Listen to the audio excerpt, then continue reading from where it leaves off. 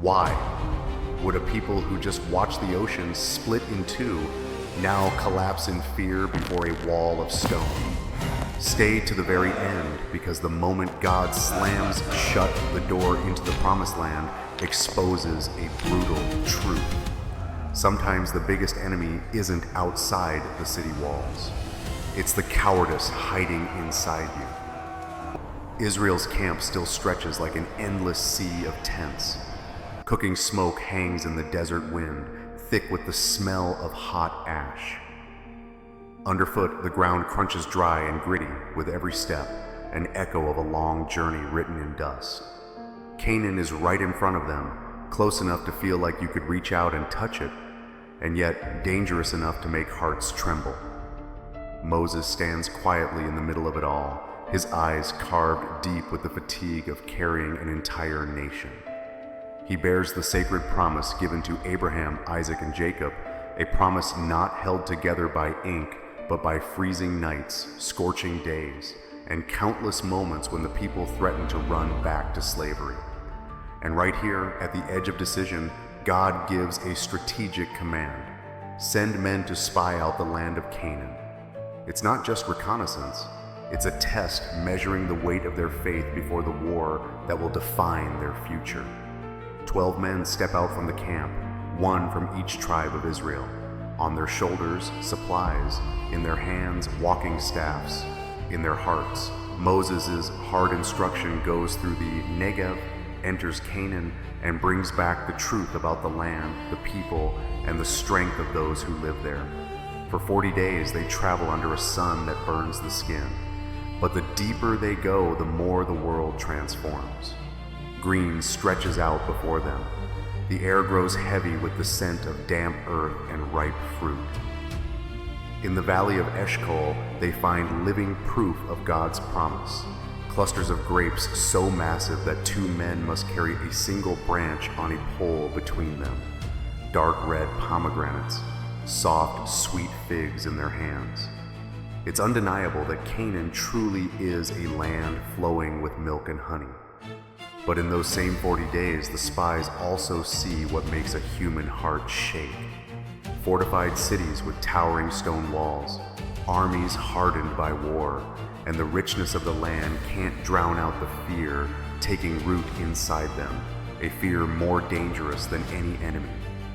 When they return, the entire camp holds its breath. The enormous grapes and deep red pomegranates are displayed like trophies of hope. But then the voices of 10 spies begin to tremble. They shove the promise aside and spread terror instead. The cities are very great. The people are strong. The land is impossible. And then comes the detail that breaks everything: the descendants of Anak, giants. They confess their cowardice out loud. We are not able to go up against the people. Beside them, we were like grasshoppers.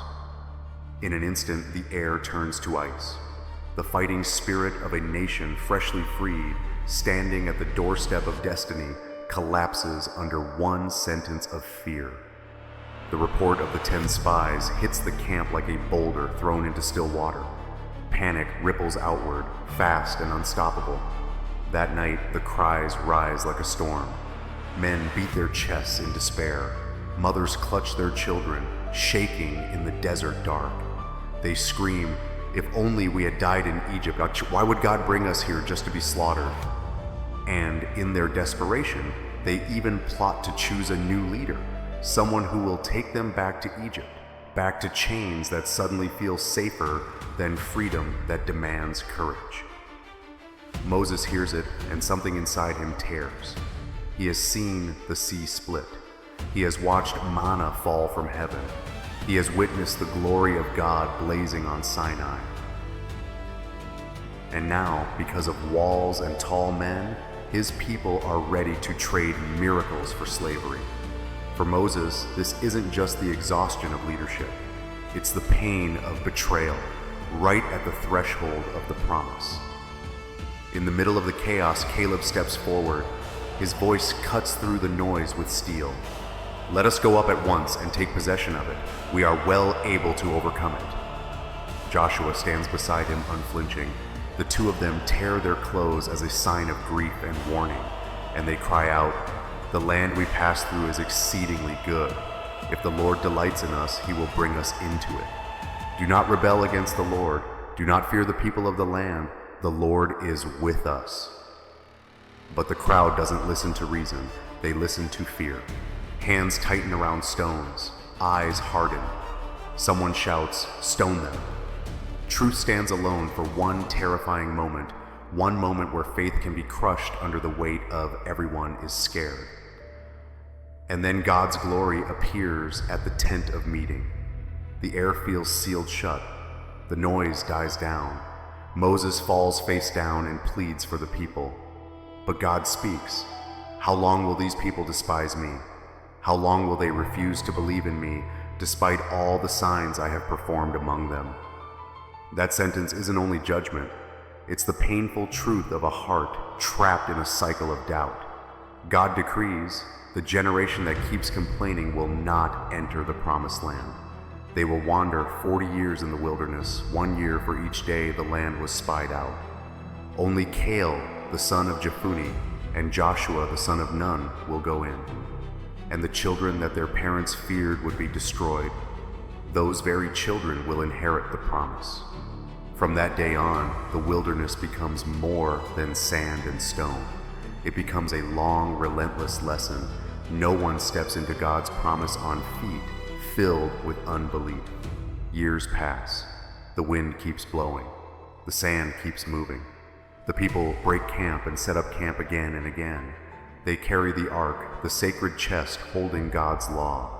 When they stop, they raise the tent of meeting to worship. At night, firelight flickers against the tent cloth. By day, the sun pours down like flame. Slowly, painfully, they learn. To move forward, you must trust and obey. Moses grows old on that journey.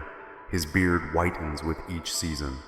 The hands that once raised a staff before the sea now tremble slightly in the wind. And he comes to accept a bitter truth. He himself will not step into Canaan. But Moses refuses to end the story with regret. He calls Joshua before the people and places the weight of the nation onto his shoulders. "Be strong and courageous," he tells him. "You will lead these people into the land the Lord swore to give them. Do not be afraid, God will be with you." Then Moses climbs Mount Nebo in Moab, facing Jericho. Up there the wind is colder. The smell of wild grass and stone mixes in his breath. God lets him see the land valleys, hills, and the Jordan like a thin thread of silver winding through it all. The Promised Land is there, so beautiful it hurts. And God says, "This is the land I promised. I have let you see it with your eyes, but you will not cross into it." Moses dies in Moab at 120 years old.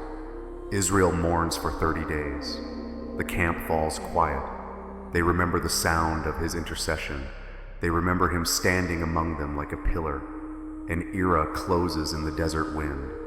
But the promise doesn't die with Moses. It passes to Joshua. It passes to a new generation. It passes to feet that are about to step toward the Jordan. And across the river, Jericho still stands walls high, gates shut, silent like a challenge. The question now isn't, is the land good? The question is, will these people truly believe enough to step forward? Next episode, when Joshua leads Israel to the banks of the Jordan, God will make a way again, and Jericho will learn that real power doesn't come from swords, but from obedience. Like and subscribe so you don't miss the next Bible story